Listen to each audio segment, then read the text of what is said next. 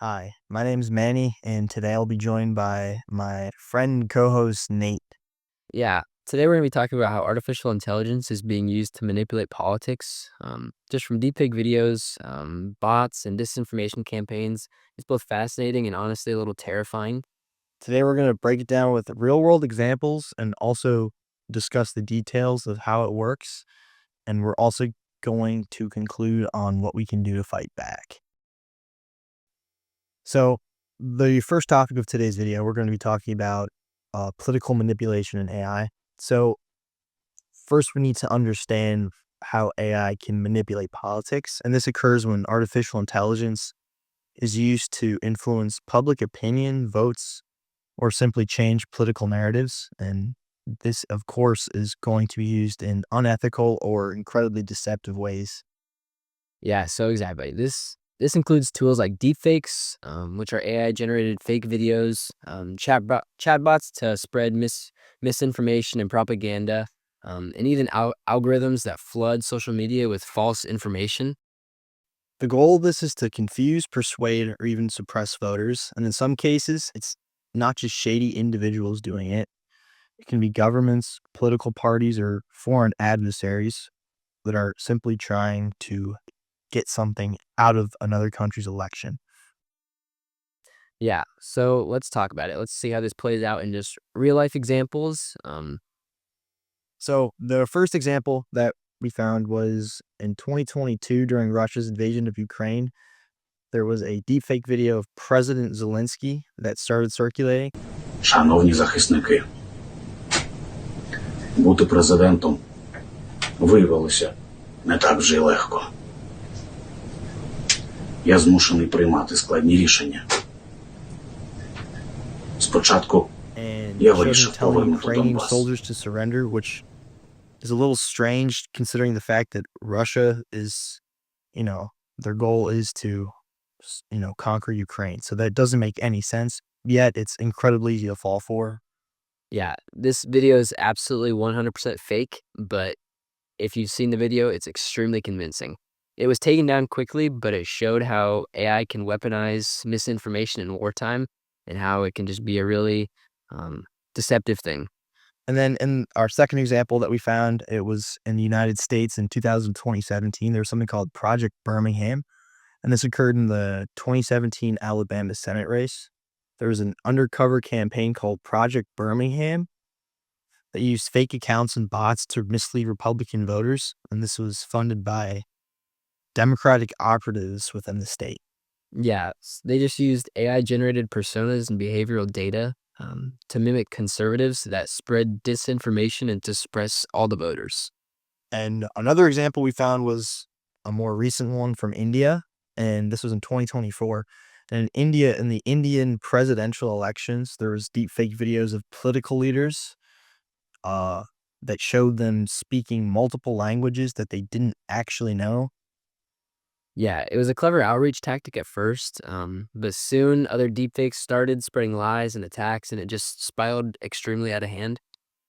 And then our final example that we found was from Ghana and Bangladesh. Deepfake videos were used to discredit female politicians, and this started spreading fabricated scandals, which sadly enough ruined these individuals' reputations. Yeah, that's the scary part. It's not just a political strategy. It's like a digital character assassination coming for just who they are as a person. Now that we know how AI can be used as disinformation in politics, we need to now discuss how AI can execute this and how it pulls it off. So let's break it down really quickly. Perfect. Okay. So first, deep learning algorithms are used to analyze thousands of images or voice someone or recreating them in fake videos or audios. And the second is language models. Uh, these can be repurposed to generate fake news articles, tweets, or just any sort of comment. And this is the same, I guess, model that artificial intelligence, like our normal chatbots use today. Like if you just were to give it a prompt, it will spit something out at you that might be, or very well just might be incorrect. Yeah. Third, AI bots can act like real users. They follow posts, follow, post, argue, and even engage with multiple public conversations online. Yeah, this has been happening for a while. Different companies like Instagram, I guess like Meta now, they've actually come under scrutiny in the past couple months for artificially inflating their user base by, using these artificial intelligent profiles or these AI profiles that come across as real people. Uh, and then finally, we'll be talking about micro-targeting algorithms and how they can be used to send personalized political messages to manipulate voters. Yeah. So what's the impact? This kind of AI misuses and threatens democracy in several ways. Yeah, more specifically, micro-targeting algorithms, like in the 2016 Brexit, I guess, election, what you could call it that, for the vote. Uh, there was individuals that used these micro-targeting algorithms to target individuals that possibly could have been or could be persuaded into voting for Brexit, even though they had no information on the implications of Brexit and how it could impact the country. Yeah, it just erodes trust overall in just real information. If anything could be faked, how do we believe what we see? And how do we see um, the things that are just real? Yeah, so a another big problem with it is the fact that the misinformation spreads incredibly fast, and as an individual that's fallen for this, it's really hard to keep up on it, and it targets people with uh, you know, obviously fake lies or fake things, so tailored lies per se, and it just pushes people farther away from each other, and it creates even more division in a country or in democracy, which is probably the worst thing that you could happen.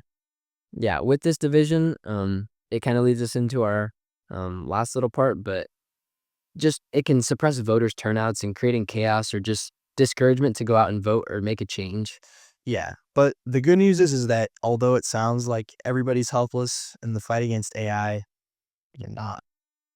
Yeah, because of this, some countries are creating AI labeling laws requiring deepfakes or AI generated content to be clearly marked, um, just so that you know it's AI.